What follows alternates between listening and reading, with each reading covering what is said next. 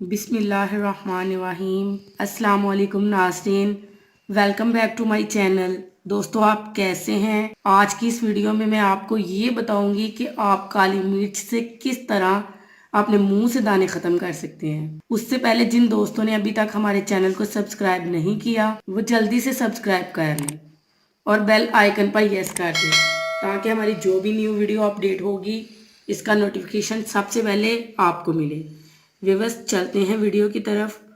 मुंह पर दाने निकलने की वजह या तो मैदे की खराबी है या एलर्जी। अगर आप चाहते हैं कि आपके फेस पे कोई दाने ना हो तो जो मैं आपको बताऊंगी, अगर इसको आप रेगुलर यूज करेंगे तो दाने खत्म हो जाएंगे। आपने कौन कौन सी चीज लेनी है?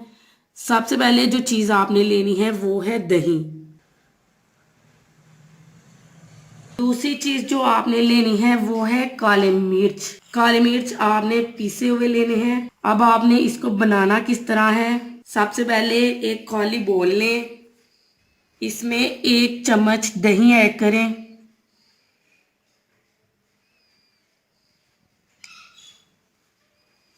और दूसरी चीज जो आपने लेनी है वो है काले मिर्च। काले मिर्च आपने आधा चम्मच लेने हैं।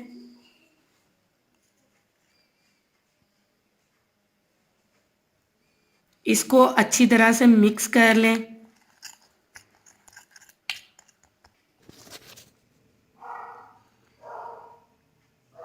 ये मिक्सचर तैयार हो चुका है। अब आपने इसको यूज़ किस तरह करना है?